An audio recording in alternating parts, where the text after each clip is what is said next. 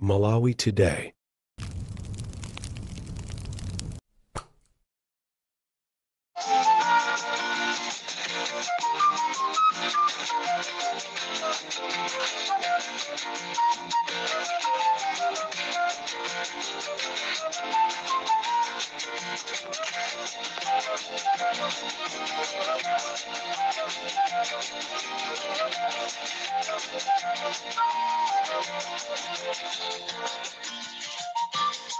Mwaswera bwanji ya Malawi chigawo chino chakumadzulo. This is Comrade Ntanyo on Limpopo FM. Malawi sinakutengereni wautali, ndafuna ndikuziwiseni kunena kuti tinali pakafukufuku kunena kuti kodi ma demonstration akuzomba akhalepo kapena sakhalapo. Chimene tachipeza ndichonena kuti MP amene amayimira dera la kuzomba amene wandi apesta awali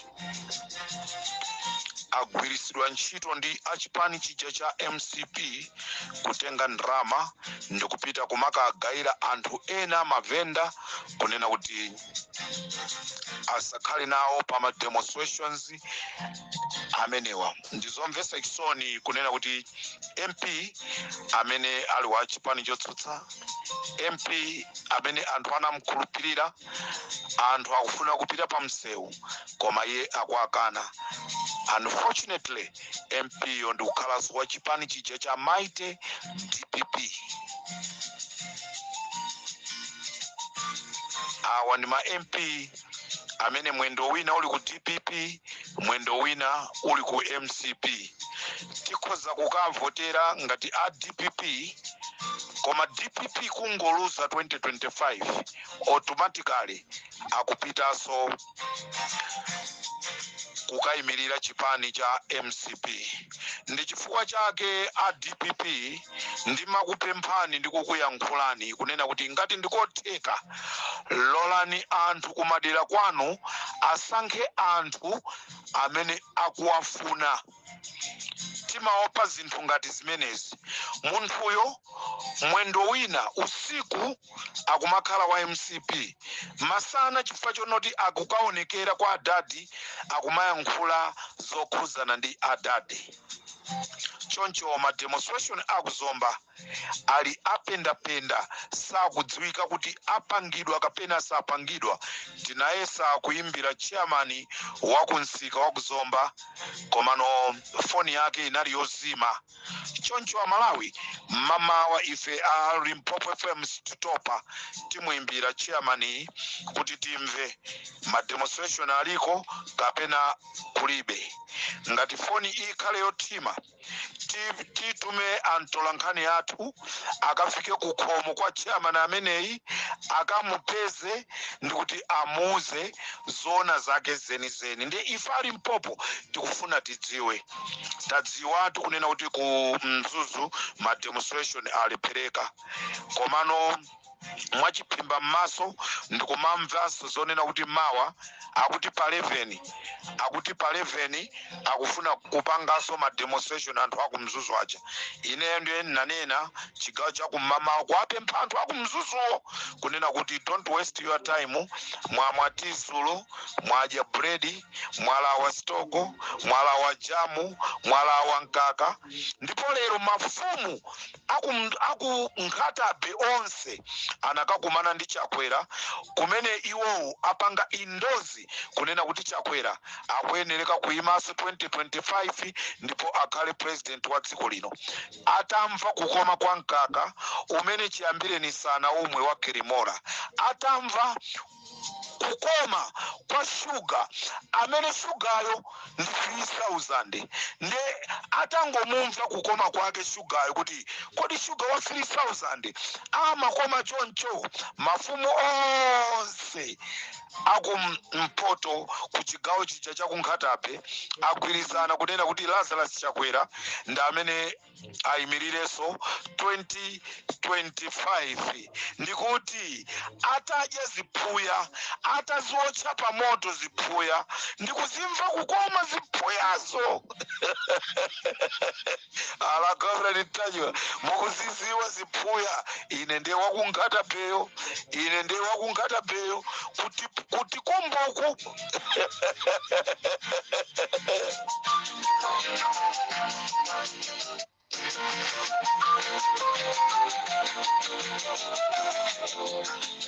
choncho amalawi ndafuna ndikuziwiseni kunena kuti mafumu akunkhatape lero onse anakaonekera ku State Lodge ku Mzuzu kumene anakamwa tea wa Krimola, tea wa mkaka wokhathamira ayiwala mavuto awo ndipo iwo akunena kuti Lazarus Chakwera ndi amene ayimirire 2025.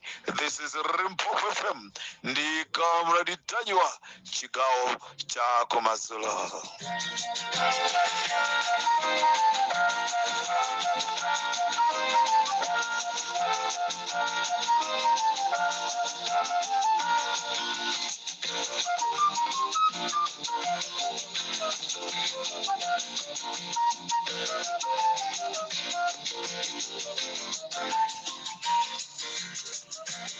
Ndinanena dzana lija kunena kuti pali mgwirizano umene Michael Ousi ndi president wa dziko la Malawi anagwirizana umene akufuna kuzapeperesa nawo amalawi kutsogolo.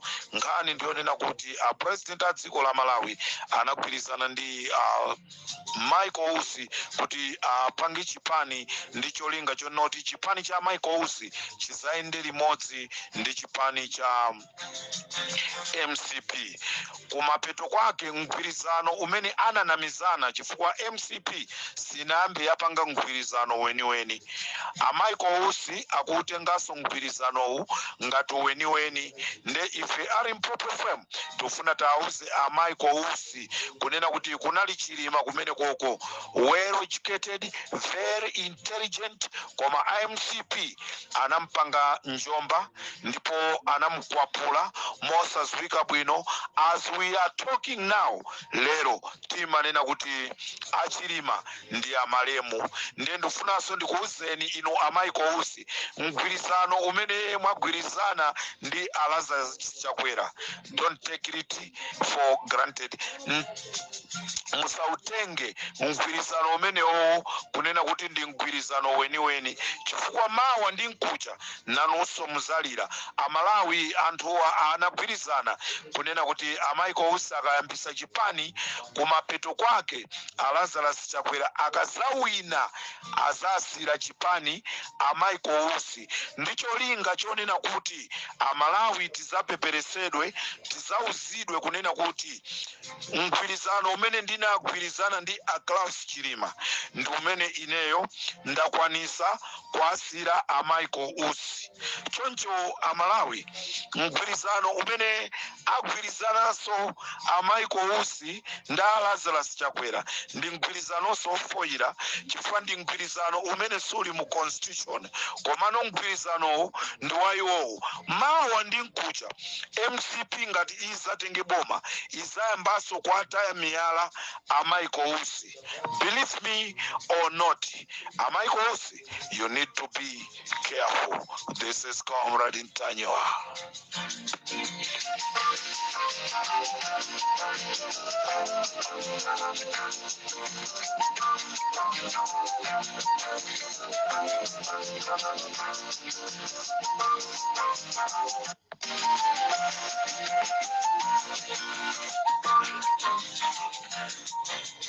Kunali ma demonstration mu dziko lija la Burkina Faso. Ali kodi ku Burkina Faso sikumenenso president akuyendesa bwino zinthu ndizona. Ku Burkina Faso kunali ma demonstration ovuta kwambiri onena kuti mpaka katundu wa boma akanatha kuonongeka chifukwa chonoti anthu anali okwiya.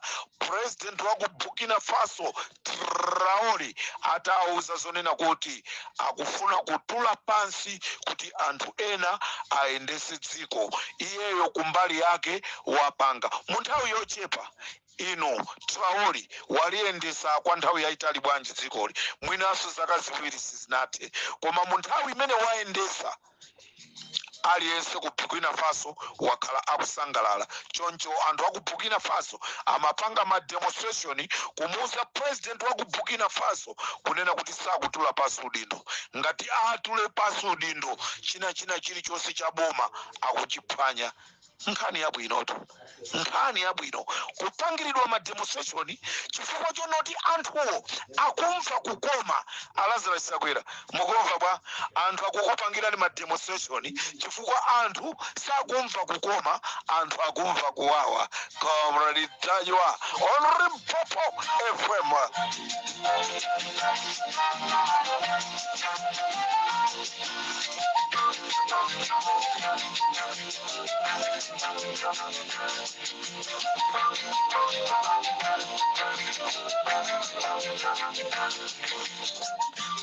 Nkhani yanga yomaliza pa Limpopo FM ndi nkhani imene amalawi ambiri ali okhuzidwa. Amalawi ambiri ali okhuzidwa. Age limit ikulowa ku parliament.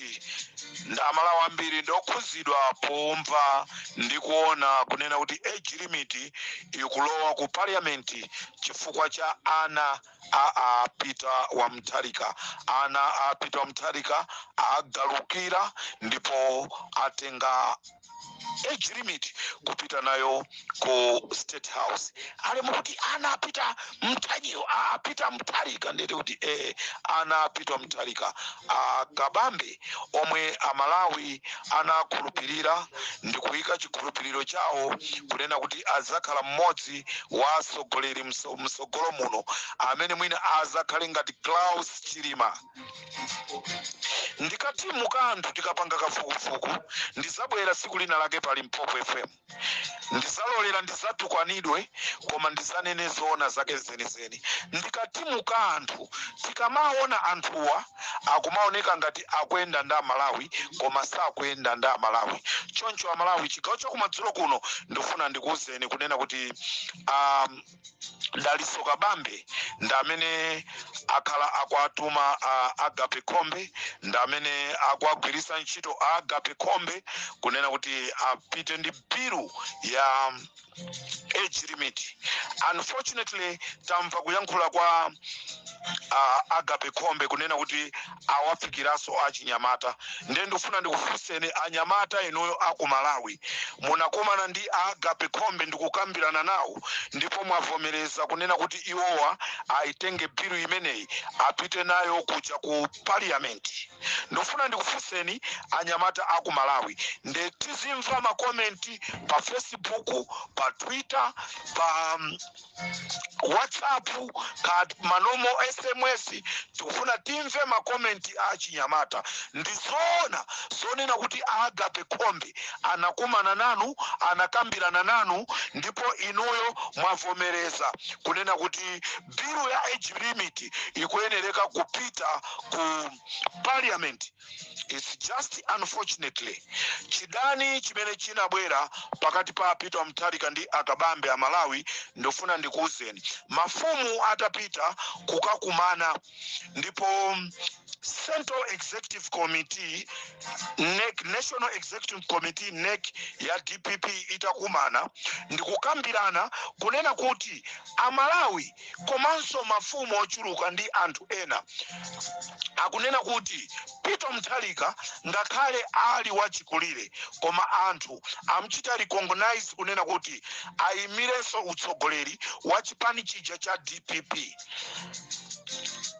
Atangomva kunena kuti anthu avomera Akabambe anditsutsi anamenya galimoto imene anayandikana nayo tsiku limenelo, anayimenya kapenaso ndimenye mumve kumenye anamenya Akabambe. Sokolo. Why people they choose this old man? Zimene anayankhula Akabambe. Why people they choose this old man to rule this country? Akabambe anthu amaona kuthekera, anthu amaona kunena kuti kodi munthuyi angathe kutisamalira mwa mtundu wanji. Kuchokera pamene popo abale ndofuna ndikutsimikizireni kunena kuti abale nonse ndofuna ndikutsimikizireni kunena kuti akabambe anali ogwiya kuchokera nthawi imeneyo kufikira mmene anatuluka ndikukayamba chipani ndikukalowa chipani chija cha UTM. Anthu ambiri akhala akukayikira kunena kuti mwina nkutheka akabambe atumidwa ndi a DPP kuti akalowe ku chipani chija cha UTM. Ndofuna ndikutsimikizireni kunena kuti akabambe mmene amakalowa ku UTM sikuti anachita kutumidwa ndi chipani cha DPP, analowa chipani chimene chija ndi mtima wawo wonse chifukwa cha mkwiyo umene anali nawo kuchoka ku DPP.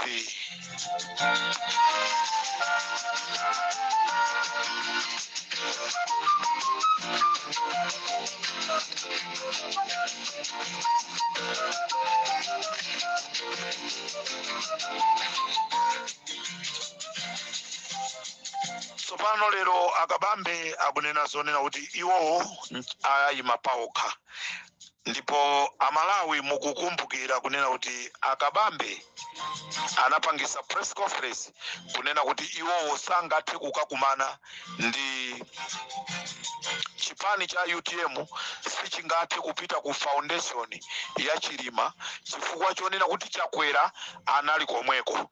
Nde amalawi ambiri analozizwa kwaona akabambe atakumananso ndi Chakwera yomwe uja amene amamunena kuti sangathe kukumana naye mukuti kumalitiri aliya isikumalitiri komoredi kunali kumatasi day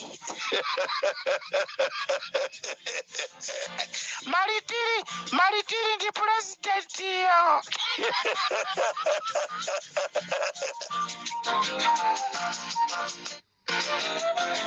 Ndikateronso chigawo cha kumadzulo Mpopo FM ndikomra nditanyiwa ngani ndionena kuti sindingapite kukakumana ndi Lazarus Chakwera ku foundation ya Chilima. Lero zadabwisa anthu the same person amene amanena kuti sakufuna kukakumana ndi Chakwera akakumana kumalitiri akakumana kunkhatabe kokazala nkhata ndiye kunali kupola amatu kuti kodi utangomenya katheche agwa bwanji mkulu.